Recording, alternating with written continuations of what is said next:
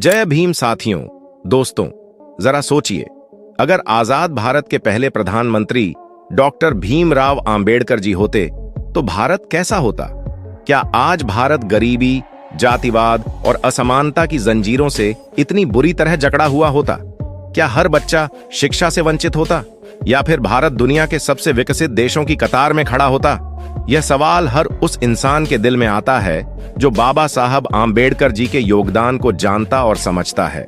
लेकिन अफसोस, इतनी बड़ी शख्सियत जिसने करोड़ों दलित, पिछड़े और वंचित समाज को इंसान होने का अधिकार दिलाया, जिसने हमें दुनिया का सबसे बड़ा लिखित संविधान दिया, जिसने लोकतंत्र की नींव रखी, वो बाबा साहब आंबेडकर जी भारत के प्रधानमंत्री क्यों नहीं बन पाए?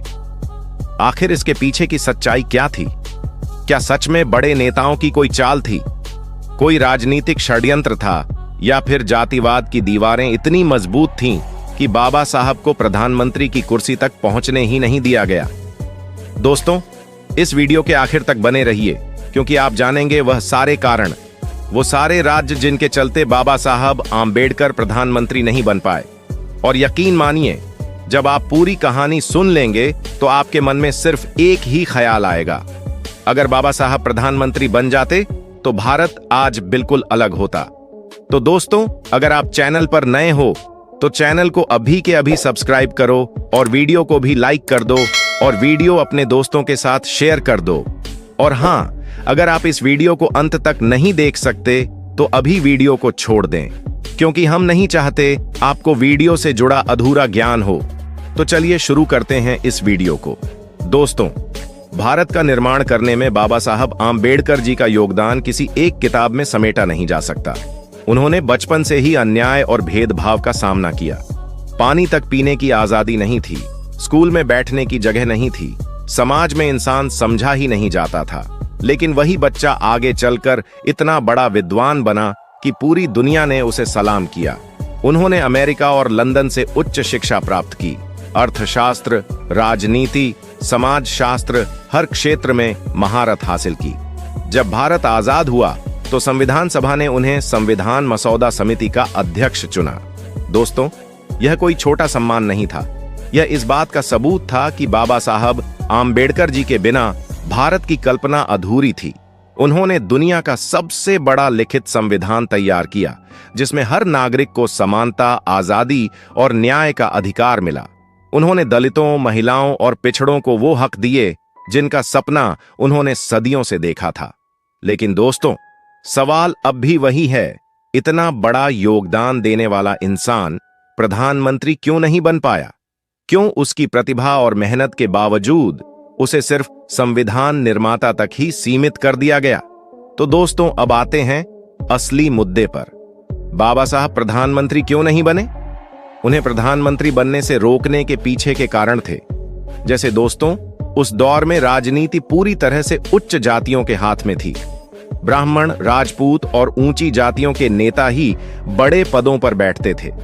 एक दलित का प्रधानमंत्री बनना उनके लिए असंभव जैसी बात थी।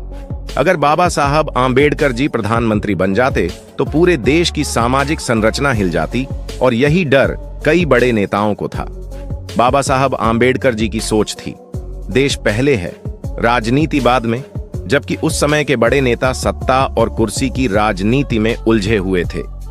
कांग्रेस पार्टी में भी कई लोग नहीं चाहते थे कि बाबा साहब आंबेडकर जी इतना ऊंचा पद पाएं।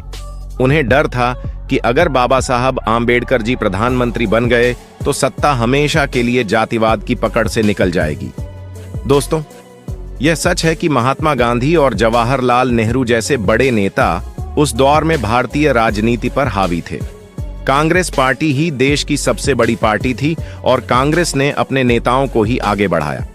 गांधी जी की इच्छा और नेहरू जी की लोकप्रियता ने यह सुनिश्चित किया कि प्रधानमंत्री की कुर्सी पर बाबा साहब आंबेडकर नहीं बल्कि नेहरू बैठे। उस समय के सत्ताधारी वर्ग को यह भी डर था कि अगर एक दलित प्रधानमंत्री बन जाएगा तो पूरे देश में दलित समाज की आवाज बुलंद हो जाएगी और सदियों से चली आ रही जातिगत वर्चस्व की दीवार ढह जाएगी। इसीलिए हर हाल में बाबा साहब आंबेडकर जी को रोकना जरूरी था। तो दोस्तों, अब सोचिए, अगर बाबा साहब प्रधानमंत्री बन गए होते तो भारत की तस्वीर कैसी होती?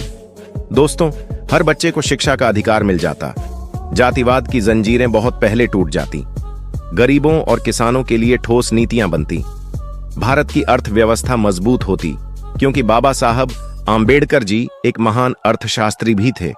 और सबसे बड़ी बात, भारत दुनिया के सामने समानता और न्याय का असली उदाहरण पेश करता। लेकिन अफसोस, ऐसा नहीं हुआ। राजनीति और जातिवाद ने मिलकर भारत को उस दिशा में जाने से रोक दिया।